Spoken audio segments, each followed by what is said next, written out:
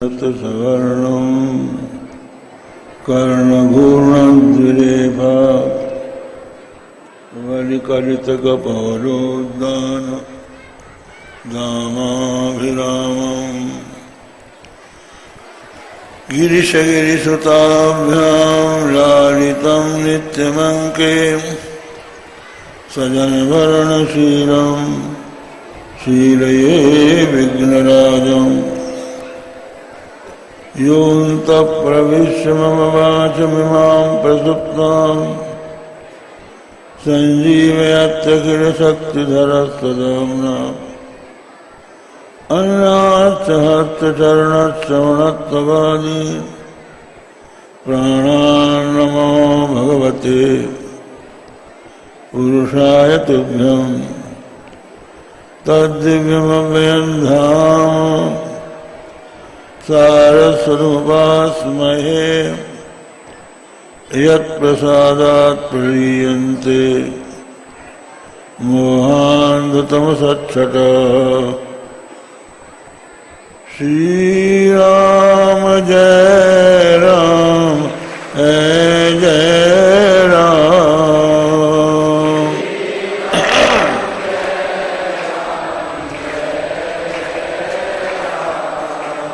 श्री राम जय राम जय जय राम।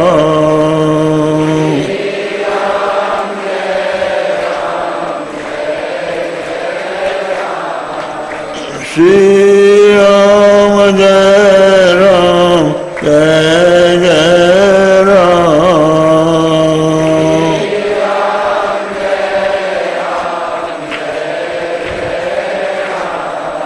श्री राम जय राम जय जय राम।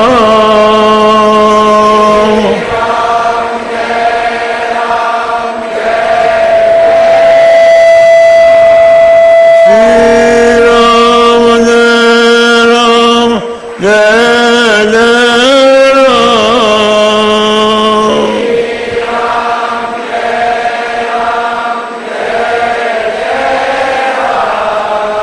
श्री राम जय राम जय जय राम।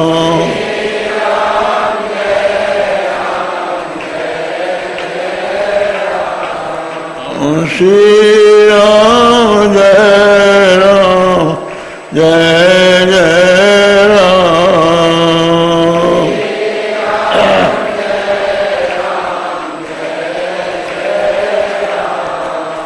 धर्म की अधर्म का प्राणियों में विश्व का गो माता की गो हत्या हर हर महादेव।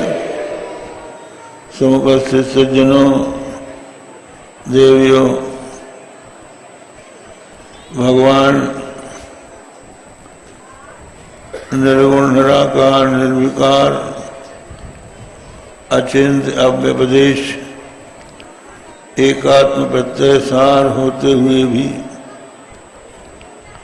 अवतार धारण करते हैं। उनके अवतार का उद्देश्य क्या है? तो सीधा सीधा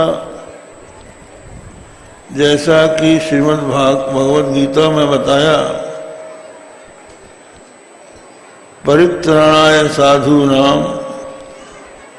विनाशाय च दुष्कृतां धर्म संस्थापनार्थाय संभवामि युगे युगे। इसका अर्थ है साधुओं की रक्षा के लिए। साधु कौन? भगवान शंकराचार्य ने साधु की परिभाषा बताई, साधु नाम सन्मार्गस्था नाम, जो सन्मार्ग में चलने वाले हैं वो साधु। और दूसरा है साधनोति पर कार्यमिति साधु, जो दूसरों का काम सिद्ध करते हों उनको साधु कहते हैं। जिनके द्वारा कभी किसी का अहित नहीं होता, साधु ते हुई न कारज हानि, साधु से कभी कारज की हानि नहीं होती। परित्राणाय साधु नाम, इसलिए जो साधु हैं वो किसी को शाप नहीं देते, किसी का अनिष्ट नहीं चाहते, मन वचन कर्म से सबका कल्याण चाहते, सबके हित, सबके हितकारी, सबके प्रिय, सबके हितकारी, दुख सुख सरिस प्रशंसागारी, सबके प्रिय होते हैं, सबके हितकारी होते हैं, सुख दुख में समान रहते हैं, निंदा स्तुति में समान रहते हैं। ऐसे साधुओं के ऊपर जब कोई संकट दुर्जनों के द्वारा लाया जाता है तो भगवान कहते हैं मैं अवतार ले लेता हूं। परित्राणाय साधु नाम विनाशाय च दुष्कृताम, जो दुष्कृति हैं, साधु का उल्टा जो अनिष्ट करने वाले हैं दूसरों के, जो दूसरों के अहित करने में ही जिनको सुख मिलता है, वे लोग दुष्कृति हैं। तो उनका विनाश करने के लिए मैं धर्म की स्थापना के उद्देश्य से संभवामि युगे युगे, युग युग में मेरा अवतार होता है। तो पहले तो भगवान ज्ञानावतार लेते हैं, संत महात्माओं के रूप में संसार में आते हैं और वे लोगों को सन्मार्ग की शिक्षा देते हैं, बुरे मार्ग से हटाते हैं, उसके लाभ और हानि का ज्ञान कराते हैं। अधर्म के मार्ग पर चलने पर कितना मनुष्य का अनिष्ट होता है, परिणाम कितना भयानक होता है, ये संत महात्मा बतलाते हैं। और ये बतलाते हैं कि जो धर्म के मार्ग पर चलता है उसका लोक और परलोक दोनों बनता है। तो वो समझाते हैं। तो ऐसे लोगों के शास्त्रा गुरु होते हैं। गुरु आत्मवताम शास्त्रा, जो आत्मवान है, जो अपने ऊपर नियंत्रण कर सकते हैं, करने की इच्छा रखते हैं, उनके शास्त्रा गुरु होते हैं। गुरुओं से उनको भय होता है, वो इस बात से भयभीत होते हैं कि कहीं वे रुष्ट न हो जाएं। कहते हैं हरि रुष्टे गुरु त्राता, गुरु रुष्टे न कश्चन। अगर भगवान नाराज हो जाए तो गुरु बचा लेते हैं, और गुरु यदि रुष्ट हो जाए तो फिर कोई बचाने वाला नहीं। इसलिए गुरु की बात मानना चाहिए। अब गुरु कौन, किसको हम गुरु मान रहे हैं? तो गलियन गलियन गुरु फेरे, दीक्षा हमारी ले, स्वर्ग पढ़ो चाहे नरक पढ़ो, हमें रुपया दे। ऐसे गुरु तो गली गली घूम रहे हैं, उनका उद्देश्य कुछ नहीं है। वो कहते हैं हम चिता रहे हैं, चिता रहे हैं। चिताने का मतलब तो होता है कि चेतावनी देना। वो चिताने का मतलब यह है कि हम इकट्ठा कर रहे हैं। तो ऐसे गुरुओं से काम नहीं बनेगा। जो हमारे अज्ञान के अंधकार को दूर कर सकें वो गुरु है। तो गुरु के रूप में जब भगवान आते हैं तो संसार को सन्मार्ग दिखला देते हैं। कहते हैं इसीलिए भगवान शंकर जो है वे शंकराचार्य के रूप में आए। भगवान शंकराचार्य ने दंड धारण किया, हाथ में दंड लिया, दाहिने हाथ में दंड और बाएं हाथ में कमंडल। तो दंड क्यों लिया? बहुत से लोग दंड का अर्थ नहीं समझते।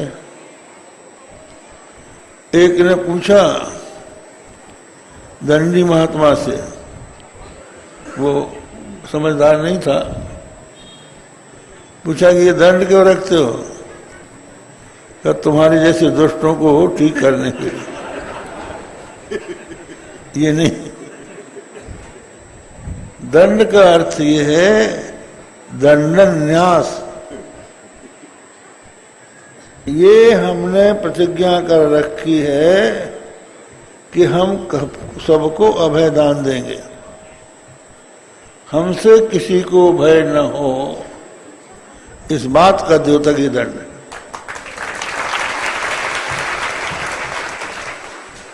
तो भगवान शंकराचार्य ने कभी किसी को दंडित नहीं किया, सर्वत्र घूम घूम कर धर्म का उपदेश दिया।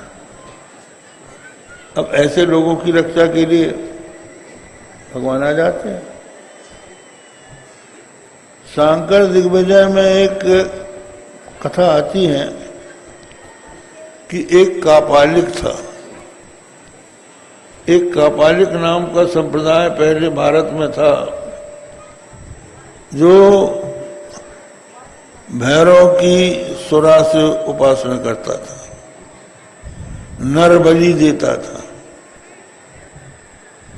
तो बड़े भयानक थे लोग। तो भगवान शंकराचार्य ने इस मार्ग का खंडन कर दिया।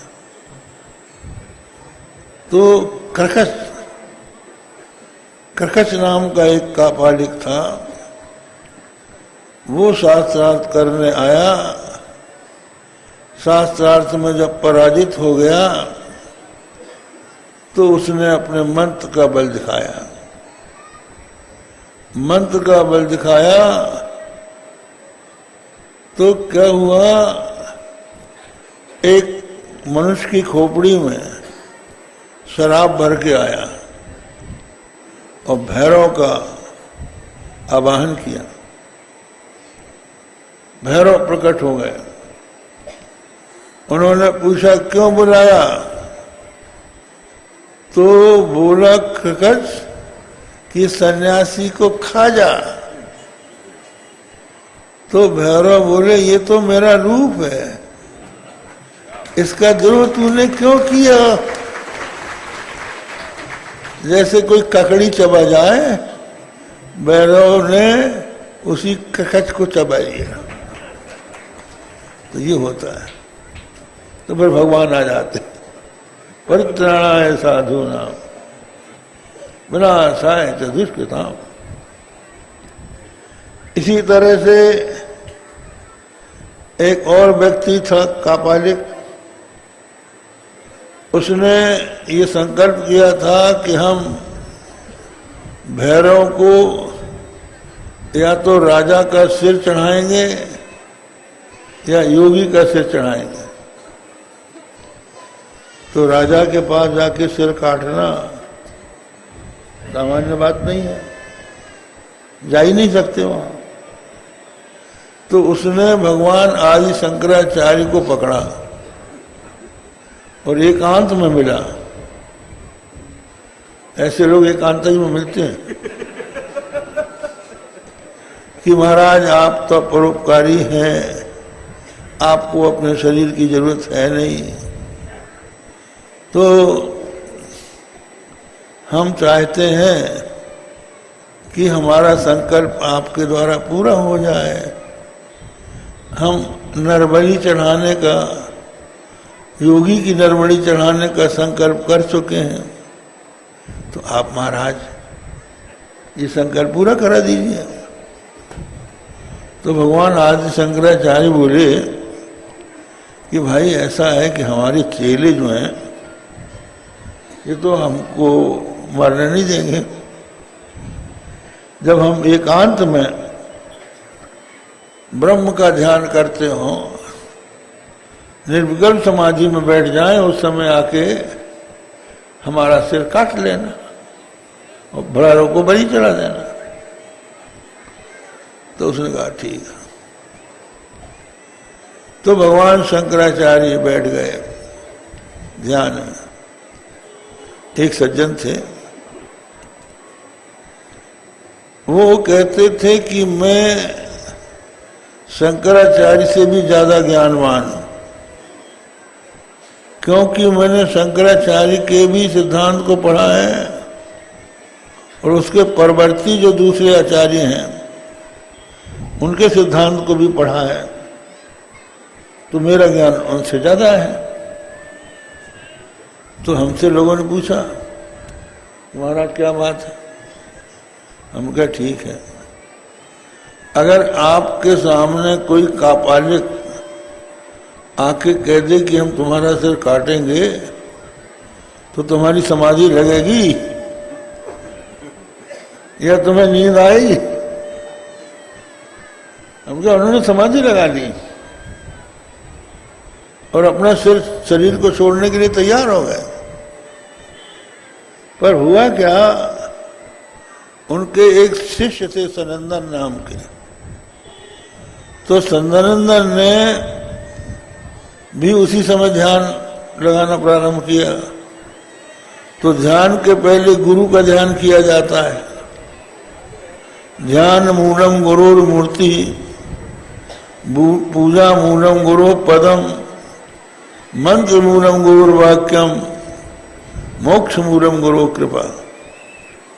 ध्यान का मूल गुरु की मूर्ति है, पूजा का मूल गुरु के चरणार बिंद है और मोक्ष का मूल गुरु के वचन है और मंत्र का मूल गुरु के वचन है और मोक्ष मूलम गुरु कृपा।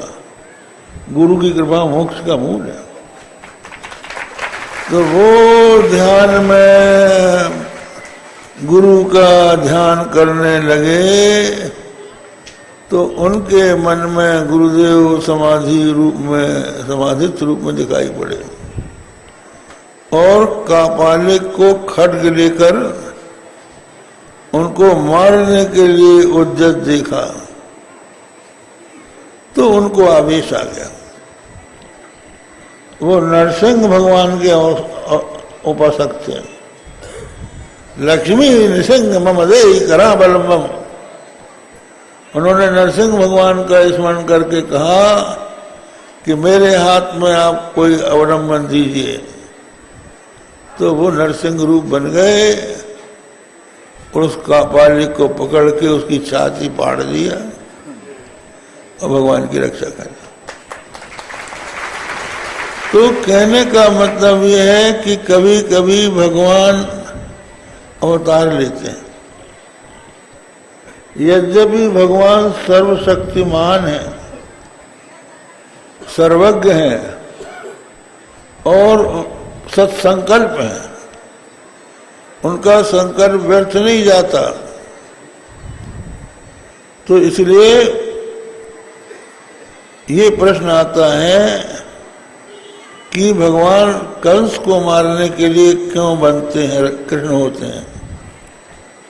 रावण को मारने के लिए रामावतार क्यों धारण करते हैं? मर्त्यावतार क्यों धारण करते हैं? केवल संकल्प करने अपने आप मर जाएंगे। भगवान संकल्प करने से रोगी नष्ट हो जाए। तो ऐसे ही एक प्रश्न अकबर ने बीरबल से कर दिया, बीरबल तुम हिंदुओं का खुदा अवतार क्यों लेता है? अगर अपना कोई पैगंबर भेज दे, कोई अपना जिन्नात भेज दे, वही कर देगा काम, खुद अवतार क्यों लेता है? उसको क्या जरूरत पड़ी है? तो बीरबल चुप रहे। एक दिन यमुना में सैर करने के लिए नाव से निकले बादशाह, और कुछ लोगों को लगा दिया उन्होंने, बीरबल बादशाह के साथ थे। कुछ लोग उनके प्रिय पुत्र सलीम को लेकर, सलीम के मोम के पुतले को लेकर नाव में लेकर उसी नाव की तरफ आ रहे थे। तो बादशाह अकबर को बड़ी प्रसन्नता हुई कि हमारा बेटा सलीम आ रहा है। बड़ी उत्सुकता से वो देखने लगा। इतने में वो पुतला उन्होंने जमुना जी में फेंक दिया। तो आओ देखा ना ताओ, अकबर भी जमुना जी में कूद पड़ा और कूद के उसने उस पुतले को पकड़ लिया। किसी तरह खींच खाच के उनको नाव में बैठाना गया। जब सांस भर गई, ठीक हो गई, तो बीरबल ने पूछा, हुजूर आप हमको हुक्म देते, हम कूद जाते, खुद क्यों कूद गए?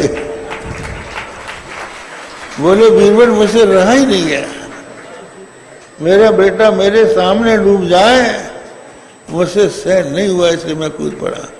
हमने कहा इसी तरह हमारे भगवान जब भक्त के ऊपर कष्ट देखते हैं तो खुद कूद पड़ते हैं, वो आ जाते हैं। लेकिन सिद्धांत ये नहीं है। मर्त्यावतार तुह मर्त शिक्षणम रक्षो बधाई वन केवलम विभो।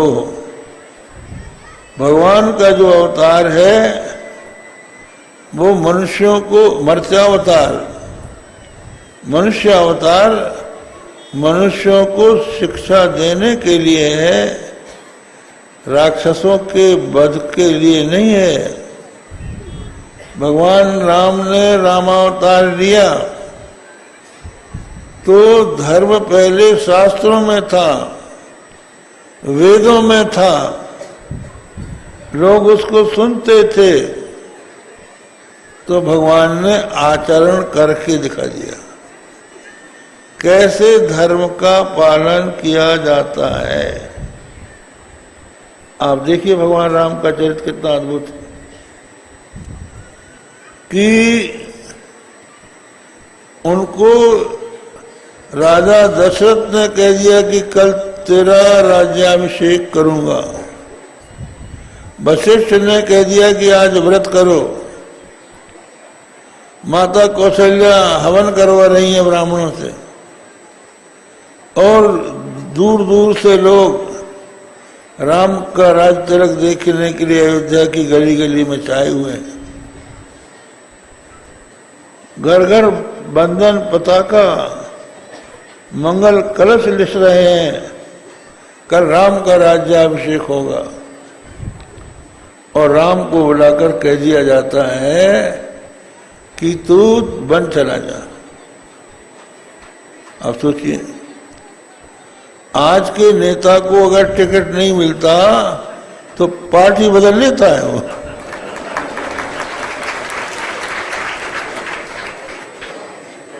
कहते तुम नहीं देते हम दूसरी पार्टी में चले जाते हैं। लेकिन भगवान राम ने पार्टी नहीं बदली। दशरथ जी ने स्वयं कहा कि मैं स्त्री के वश में होकर बोल पड़ा, मैंने वचन दे दिया, तेरी शपथ खा ली, मेरे साथ धोखा हुआ, अब तू राज्याभिषेक अपना करा ले, मेरी बात मत मान। भगवान राम बोले कि पिताजी, मैं आपका ऐसा बेटा नहीं हूं जो आपको मिथ्याभाषी सिद्ध होने दे। मैं बन जाऊंगा। आप सोचिए, जो राजमहल में रहता था, जिसके लिए 56 भोग बनते थे, सीता जी परोसती थी, जिनको सोने के लिए नरम सैया थी, सिरहाना था, पंखे थे, दास दासी थे, कल क्या खाएगा, कहां रहेगा, कोई ठिकाना नहीं। राजा दशरथ ने कोई प्रबंध करके थोड़ी कहा कि चला जा, आओ। और ये भी नहीं कि हाथ में तलवार लेके चले जाओ, किसी भी राज्य में कब्जा कर लो। तापस वेश विशेष उदासी, 14 बरस राम वनवासी। तापस का वेश धारण करके उदासीन भाव से 14 वर्ष के लिए राम वनवासी हों, ये वरदान मांगा है और उस वरदान को राम ने पूरा किया। स्थिति क्या हुई? राजा दशरथ चक्रवर्ती सम्राट कहलाते थे, लेकिन उनके राज्य में जगह जगह से विद्रोह होने लगा था। दक्षिण दिशा में राक्षसों ने अपना आधिपत्य जमा लिया था, यहां तक कि पूर्व में मारी सुबाहु तक आ गए थे, जो विश्वामित्र जी का यज्ञ विध्वंस कर रहे थे। ये स्थिति उनके राज्य की थी। राज्य जो है विकीर्ण हो गया था, छिन्न भिन्न हो रहा था। और भगवान राम जब निकले तो उनके स्वयं के शासन की सीमा वहां तक थी जहां तक कि निषाद रज गो रहता है, उसके आगे दंडकारण्य था। तो राम ने उस राज्य का त्याग किया, धर्म का पालन किया, और जब धर्म का पालन करके 14 वर्ष का वनवास भोग कर लौटे तो मानस में लिखा है, सप्तदीप सागर मेखला, एक भू पर हुबर कौशला।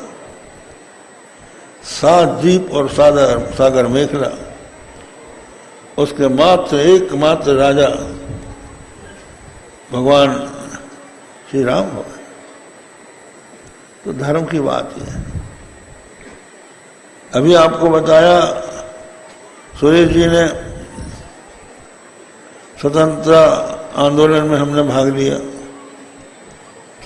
अंग्रेजी राज कितना कठिन था, कितना कठोर था, आज की पीढ़ी का उसको पता ही नहीं।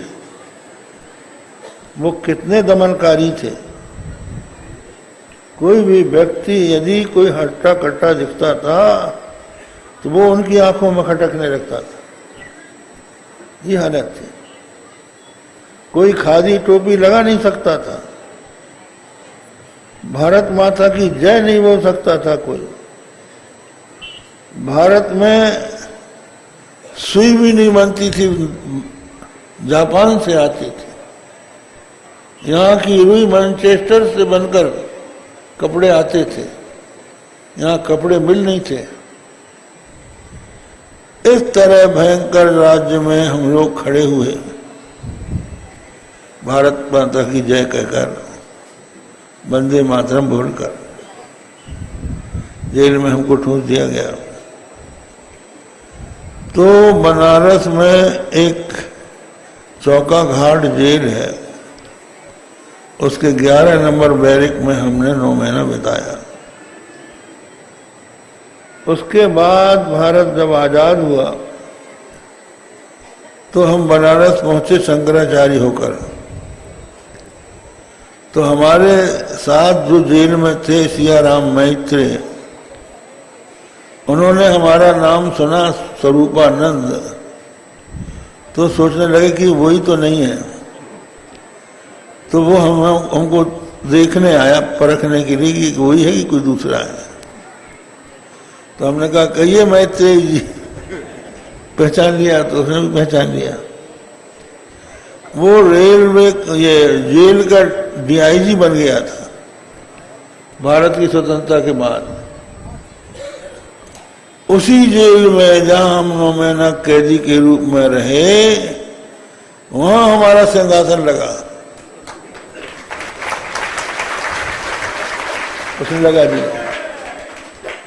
तो ये बात है, अपने सिद्धांत पर अटल रहने पर मनुष्य को थोड़े दिन कष्ट उठाना पड़ता है, लेकिन बाद में उसका कल्याण होता है। ये बात भगवान श्री राम ने अपने आचरण से सिद्ध कर दिया। भगवान श्री कृष्ण ने भी ये सिद्ध कर दिया, यतो धर्म ततो जयः, जहां धर्म होता है वहीं जय होता है।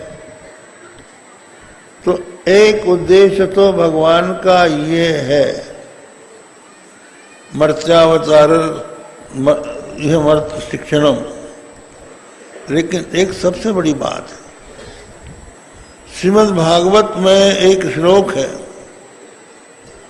स्वनिगम, हाँ, गौरवगमात्म तत्व निगमाय तवात्तनो चरित महामृताब्धि परिवर्त परिश्रमणा न परिरशन्ति केचिदपवर्गमपीश्वरते चरण सरोज हंस कुल संग विशिष्ट गृहा। आपने जो श्री विग्रह धारण किया है, द्रवगम आत्म तत्व के निगम के लिए किया है। जो आत्म तत्व अत्यंत दुर्गम है, उसको प्राप्त कराने के लिए, उसका अवगम कराने के लिए आपका ये श्री विग्रह है। आप देखिए, थोड़े में हम समझाएंगे, देर बहुत हो गई है। आप अपने ऊंचे मकान से खड़े होकर देखें तो पूरा नगर दिखाई पड़ेगा, और दूरबीन से देखें तो दिन में आपको तारे दिखाई पड़ जाएंगे। आंख में इतनी ताकत है, लेकिन अगर आंख में काजल है तो आंख नहीं देख सकती उसको। आंख के काजल को आंख नहीं देख सकती, क्योंकि आंख के बहुत नजदीक है। दूर की चीज आंख देख सकती है, लेकिन निकट की नहीं देख सकती। और आंख से आंख का काजल आंख से नहीं दिखता, तो आंख से आंख कैसे दिखेगी? और आंख से जब आंख नहीं देख सकती, तो आंख से भी भीतर मन है, मन को कैसे देखेगी? और मन के भीतर बुद्धि है, उसको कैसे देखेगी? और बुद्धि के भीतर आत्मा है, उसको कैसे देखेगी? समस्या है। तो उसका उत्तर यह है कि अगर आंख से आंख को देखना है, आंख के काजल को देखना है, तो सामने दर्पण रख लो, शीशा सामने रख लो, उस शीशे में तुम्हारा प्रतिबिंब पड़ जाएगा, आंख का भी पड़ जाएगा और काजल का भी पड़ जाएगा, आंख का दर्शन हो जाएगा। इसी तरह से अगर कोई ऐसा शीशा हो, तो ये जो शीशा है ये आत्मदर्शन में काम नहीं आएगा। ये तो आपके मुख देखने में काम आ सकता है, जो साकार वस्तु है उसको देखने में काम आ सकता है। जो निर्गुण निराकार है, निर्विकार है, जो सर्वद्रष्टा है, वो दृश्य कैसे बनेगा? तो उसके लिए भी कोई दर्पण चाहिए। वो दर्पण क्या है? निर्मल मन। निर्मल मन जन सो मोहि पावा, मोहि कपट छल छिद्र न आवा। इसलिए काई मुकुर मलिन मन रागी, जिसके मन रूपी मुकुर में काली काई लगी है। तेरे नैनन लग गई काई, तू दरस कहां से पाई। तो ये तुम्हारे नैन आंख में काई लगी। तो काई क्या है? विषयाकार वृत्ति। विषयाकार वृत्ति जब हो जाएगी तो मन से विषय दिखेगा, आत्मा नहीं दिखेगा। बुद्धि यदाकार हो जाती है तदाकार परिणत होकर उस विषय को देखती है। तो ऐसी स्थिति में मन का निर्मल होना, विषयाकारता का त्याग कर देना तब समय संभव होगा जब भगवान का अवतार होगा, भगवान लीला करेंगे, चरित्र करेंगे। तो उस चरित्र रूपी महासमुद्र में जब वो परिवर्तन करेगा, जैसे कोई व्यक्ति घाम से पीड़ित हुआ हो, उसको शीतल सरोवर में डुबकी लगाने का मौका लग जाए तो उसका श्रम दूर हो जाता है। इसी तरह से हमारा मन जो है भगवान के चरित्रों के श्रवण से शांति प्राप्त करता है।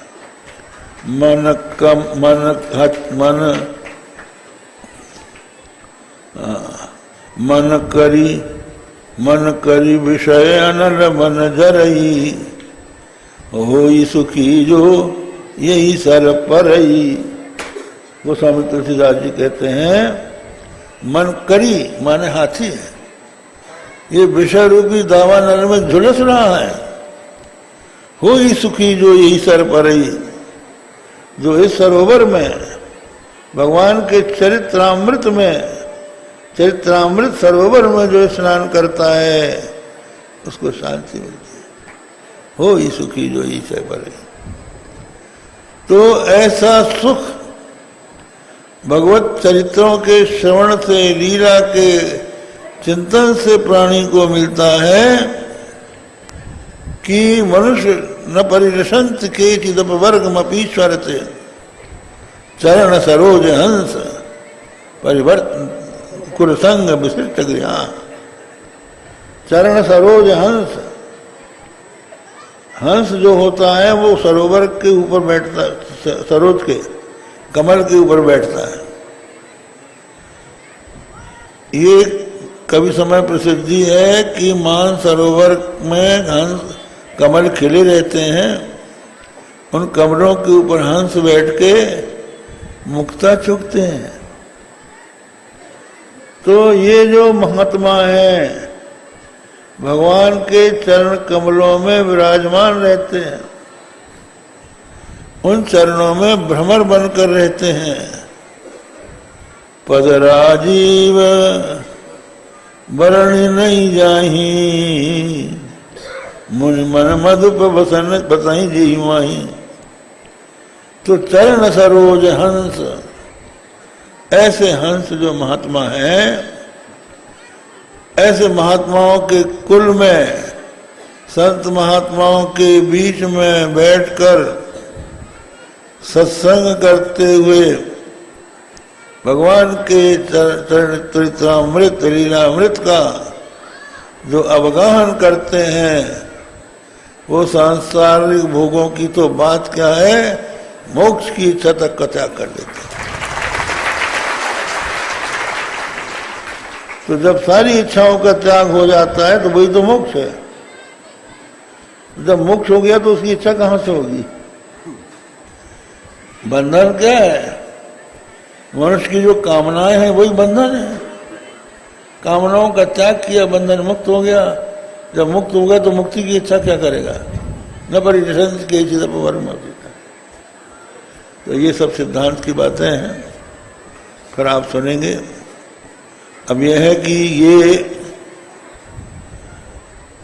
अधिक मास, इसको पुरुषोत्तम मास कहते हैं, इसमें सब लोग अपने अपने घर से निकले, सब तीर्थाटन किया, जगह जगह गए, परमहंसी गंगा में भी आए, यहाँ भी आप लोगों ने दर्शन प्रदर्शन किया, सत्संग किया। आज अमावस्या है, तो अब हम ये चाहेंगे कि जो प्यार, जो आस्था आपने दिखाई है, जब कभी हम लोग गंगा के लिए आपको दिल्ली बुलाएं तो वहां आ जाइए। राम सेतु टूटता हो, उसको बचाने के लिए अगर हम लोग बुलाएं तो कृपा करके वहां पधारिए। वहां अगर इतनी भीड़ बढ़ जाए तो सबकी आंखें खुल जाएंगी और जितने भी ढोंगी लोग हैं सबकी बैटरी डाउन हो जाएगी। तो वो हम ये चाहेंगे कि आप लोगों की जो आस्था, इसी तरह की आस्था आपकी कुंभ मेले में हमको दिखाई पड़ेगी। अभी माघ मेला आ रहा है, माघ में कुंभ आ रहा है, 12 साल के बाद एक कुंभ लगता है, करोड़ों लोग उसमें आएंगे। लेकिन जिस गंगा में हमें स्नान करने जा रहे हैं, उस गंगा की क्या दुर्दशा है, इसको दूर करने के लिए भी हमको कुछ करना पड़ेगा, नहीं तो न जाने कितने लोगों को बीमारी बढ़ेगी, कितने लोगों को कष्ट होगा, उसके संबंध में भी ध्यान देना है। तो हम लोग अपने लिए कुछ नहीं कर रहे हैं, न हमको कोई पद चाहिए, न प्रधानमंत्री बनना है, न राष्ट्रपति बनना है, और लोगों को हमको बनना था, हम बन चुके हैं, और कोई नई बात नहीं बननी है। हम चाहते हैं कि अपना जो सनातन धर्म है उसकी बात उठाई जाए। जो हमारा सनातन धर्म है, जिसमें कि हमारी आस्था है, विश्वास है, गंगा है, हमारी गऊ है, हमारे राम सेतु है, हमारे तीर्थ हैं, हमारे आश्रम हैं, हमारे मंदिर हैं, हमारी व्यवस्थाएं हैं, हमारे सिद्धांत हैं, और जिनको हम सदाचार कहते हैं वो सदाचार स्थापित रहें, धर्म की व्याख्या सही हो, ये सब हम लोगों को देखना है। इतना ही कहकर आज का प्रवचन पूर्ण करते हैं। थोड़ा सा भगवान का नाम लें। श्री राम जय राम, जय जय राम।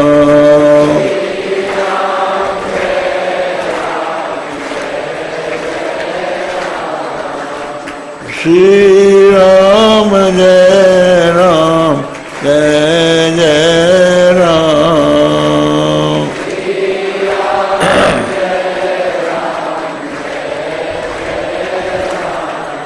प्यारे जरा तो मन में विचारो,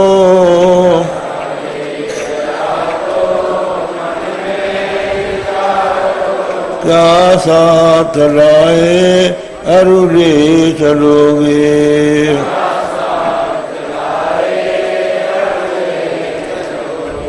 जाता सदा साथ यही पुकारो,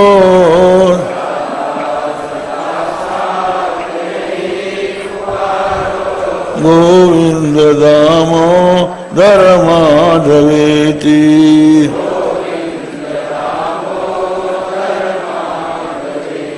गोविंद दामोदर माधवेति।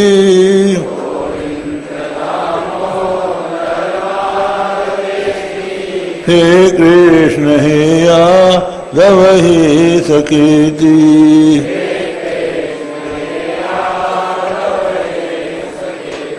श्री कृष्ण गोविंद हरे मुरारे,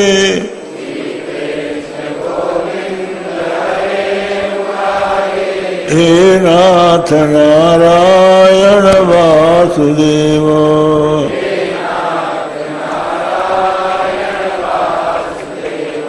श्री कृष्ण गोविंद हरे मुरारे,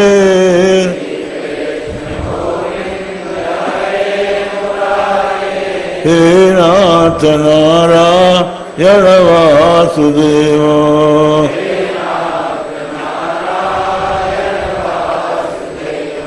धर्म की अधर्म का प्राणियों में विश्व का गौ माता की गौ हत्या।